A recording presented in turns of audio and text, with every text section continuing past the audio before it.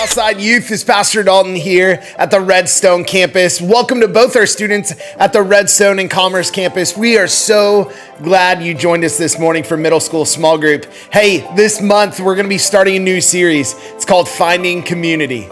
In this series, we're going to be talking all about God's purpose and plan for community. But before we start, I think it's important that we ask the question, what is community? Well, community is defined as this. It's a group of people that come together based on likes, dislikes, or a characteristic that defines them. For us, I think the Bible teaches us something pretty important about community. You see, there was this time where God was creating everything. It's called Genesis. And in this moment, he was telling, the Bible tells us the story of the first ever man, Adam.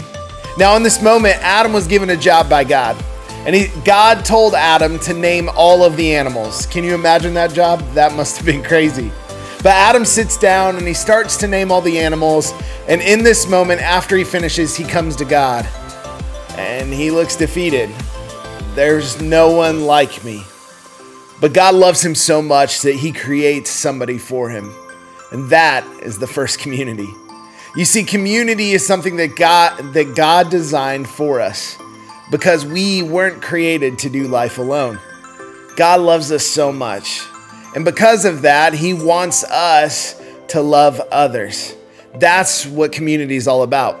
Understanding what our characteristic is, love, and who it comes from, God. You see, God loved you so much that he didn't want you to feel alone. He wanted to invite you into his family. He wanted you to sit at his table. And he wanted you to know that through his son, Jesus, you could have a relationship with him and join the biblical community. Today in small group, we're going to be studying all about that. But I want to read something first to you. I think this verse talks a lot about what this biblical community is all about.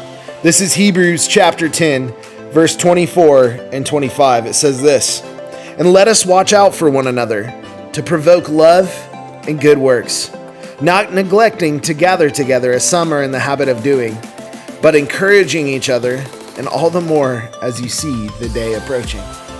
You see, the writer of Hebrews is encouraging us to continue to come together, to love each other as Christ has loved us, so that our good works may represent Jesus and show others how great this community is, so that they can know they have a spot in this community too, if only they'd say yes to Jesus.